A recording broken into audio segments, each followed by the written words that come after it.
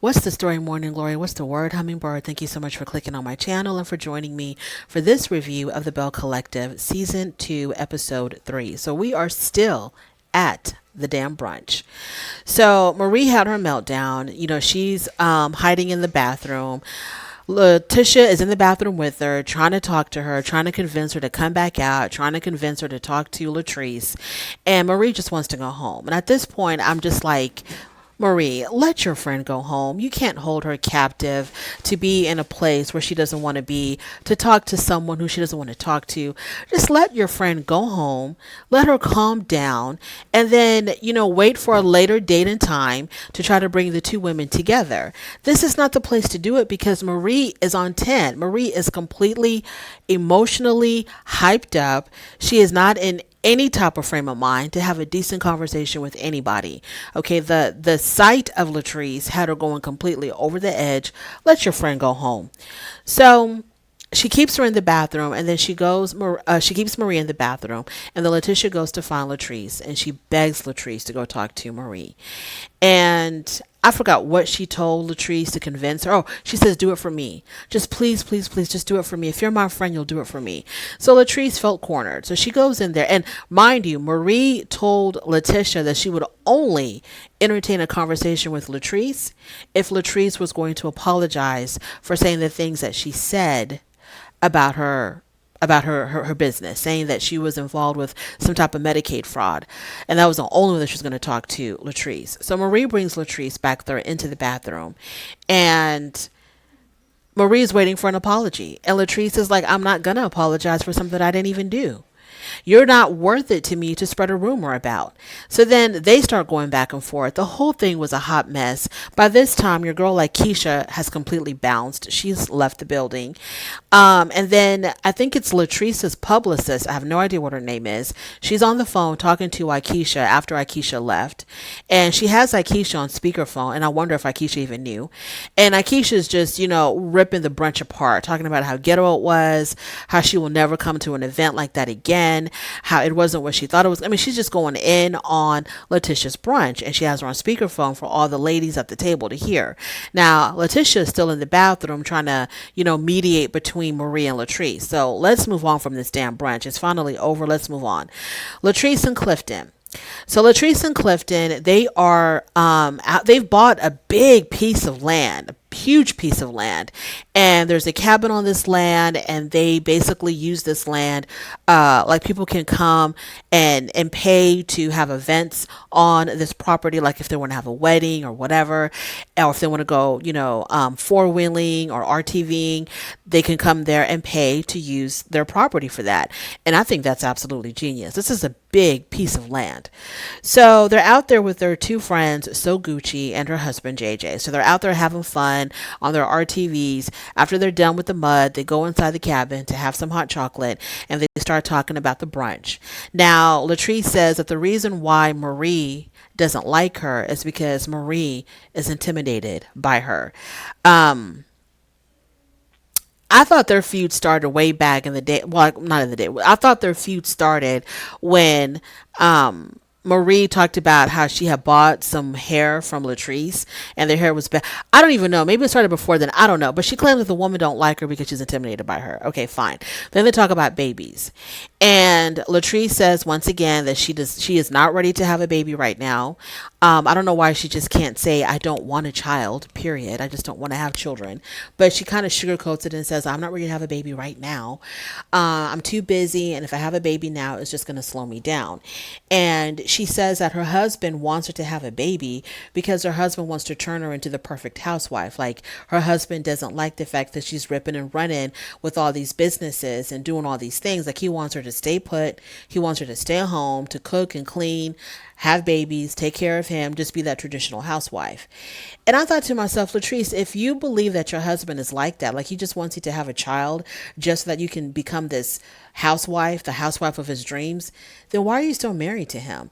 I mean, that sounds extremely manipulative to get you to have a baby just for him to get what he wants, just for him to get the wife that he's always wanted, I guess. I don't know. Like, why would you be married to a man like that? And if your husband is not like that, you're sure as hell making him look, you're putting him in a really negative light by saying that, oh, the reason why he wants to have a baby is so that I can slow down. People have babies, well, couples will have a baby because they have a lot of love to give. They want to expand their family. They want to experience the joys of parenthood. They don't have children to try to turn their spouse into something that they want them to be. So if Clifton is really like that, girl, why are you still with a man like that? And in the confessional, Clifton tells her, well, don't you turn into a Tambra.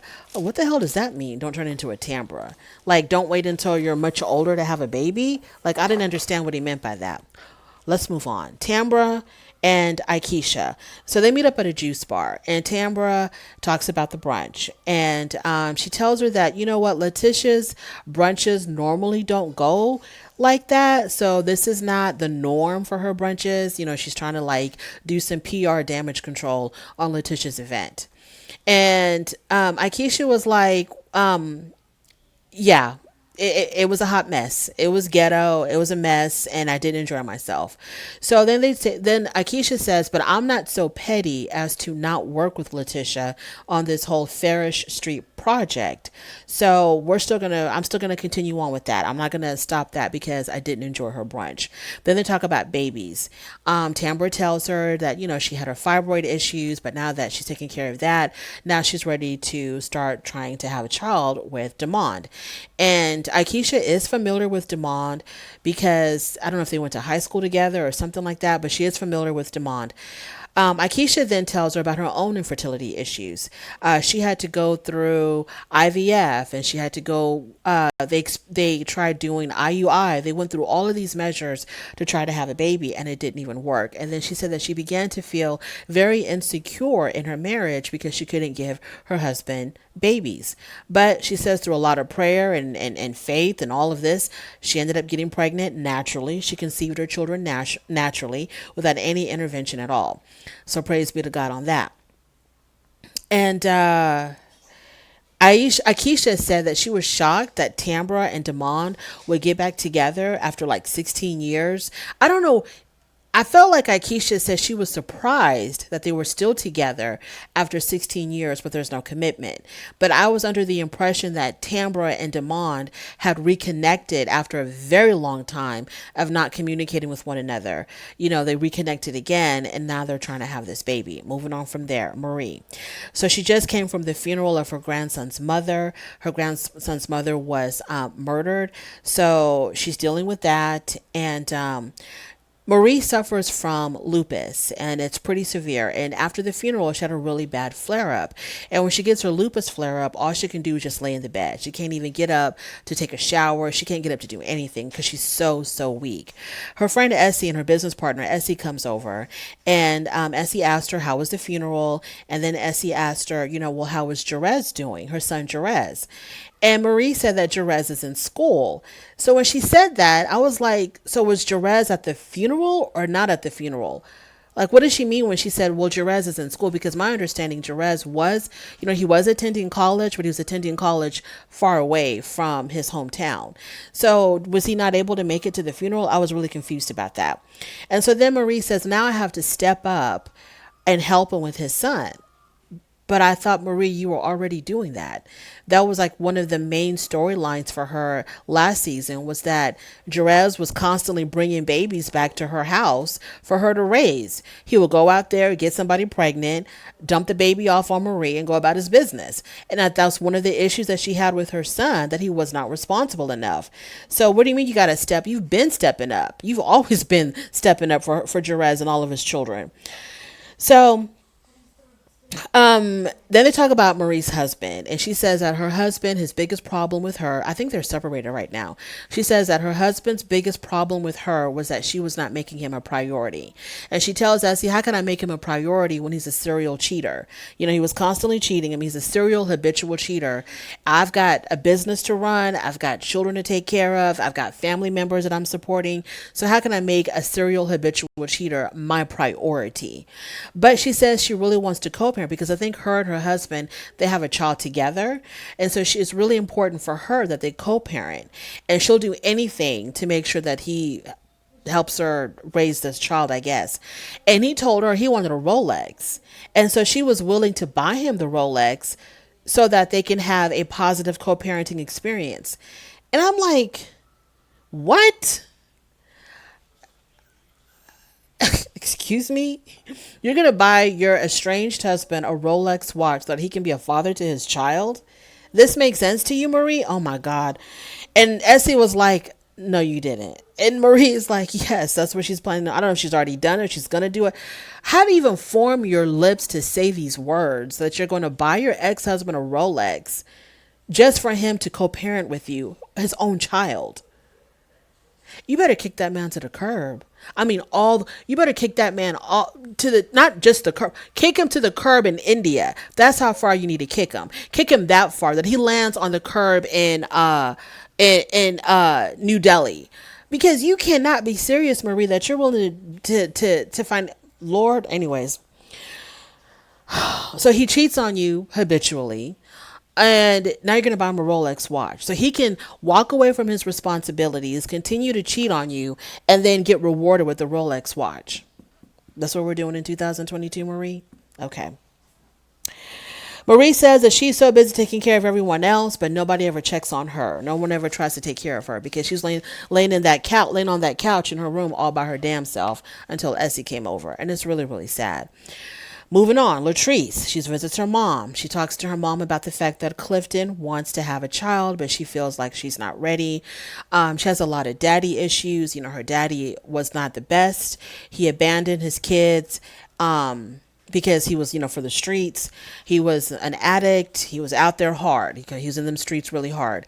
So she never grew up with her father. And so she doesn't want to inflict that on her child. And I was like, what? Why do you assume that Clifton's going to leave you if you have a baby? And then she talks about how her daddy left her brothers were killed. And so she has an issue with believing that the men in her life will stick around. And so she doesn't want to have a baby if she's going to end up like a single parent. All I can say is, Latrice, you really don't want to have a child, and that's fine. Okay, motherhood is not for everybody. You don't want to have a kid, that is perfectly okay. You don't have to have a kid. And you don't have to come up with these, psychological therapy session type of reasons of why you don't want to have a child. You don't want to have a child, boom. You don't even have to give a reason. That is your personal decision of why you don't want to have a child. And just leave it at that. And I don't understand why this is an area of contention between you and your husband, because when people decide to get married or if they start dating very seriously and they start thinking about a future together, children and family planning will normally come up. And unless you flip the script on this man or he flipped the script on you, I don't understand why y'all are not on the same page with that, because isn't that something that you would have discussed early on in your relationship before you even got married? Like, hey, where do we stand on kids? I don't want any. How about you? And get an understanding of what the other one wants. I mean, that's a deal breaker. If y'all are not on the same page with children, that is an automatic deal breaker, because you can't have one person resenting the other because y'all decided to have kids or because y'all decided not to have kids. So I'm not understanding that. Her mom ends up telling her, you do what's best for you. Moving on from that, Ikeshia and Latrice, they meet up for dinner, and it was dumb. I don't know how these two women think they're going to be working together on this whole Farish Street project, because they don't like each other and they don't see it for each other at all. So I don't know how they're going to be working together. Ikeshia talked about the ghetto brunch, how she thought it was ghetto as hell. That's not her thing. It wasn't what she expected. She expected to see the who's who of Jackson. All she saw was a whole bunch of look, all she saw was a couple of women sitting at a long table, and Letitia tried to explain to her, look, I hand selected the women that I was going to invite to my brunch. And Ikeshia said in her confessional, well, you should have picked a different hand, because that is not what I was expecting. Just a whole bunch of women, cackling all day. That's not what she was expecting at all. She talked about the dirty dishes, the burnt food. I mean, she just was on and on and on about that. And Letitia tells her, well, you came with a really bad attitude. You're talking about the food and the plates and all this and that. You had me running around trying to find a clean plate for you when you could have done that yourself. But you came there with a really bad attitude and with a whole lot of bad energy. So Letitia is basically trying to tell her, you came in negative, and so you were just gonna, pick on every little thing because you came in already upset, already with this really strange attitude, already, just negative. So you were just looking for something to nitpick at, and you never gave the brunch a chance. And so they go back and forth on that. And so Ikeshia was like, well, I do apologize if I made you think that I came there with some negative energy. And Letitia was like, and I do apologize. I forgot what she apologized for. Doesn't even matter. But I don't think it was resolved between them. That's what I'm trying to say. I don't think that this issue of the brunch was resolved between Letitia and Ikeshia. Letitia needs Ikeshia more than Ikeshia needs Letitia, because Letitia's been trying to get this Ferris Street thing going on for, I don't know, upteenth years, and we're still waiting. Because Ikeshia owns property there, owns buildings there, she really can't do this, I guess, without her. So I don't know how that's going to go, because I don't see how these two women can. Because in the confessionals, they're talking crap about each other. So nothing was ever resolved. I don't know how that's going to work out, but it's going to be damn interesting to see how it works out. That is my review of the Belle Collective. Thank you so much for joining me. So far, I'm enjoying this season. I think it's really good. Thank you for joining me on your way out. Don't forget to rate the video if you like this content. Subscribe if you don't. Don't worry about it. Thank you for stopping by anyway, and I'll talk to you later. Bye.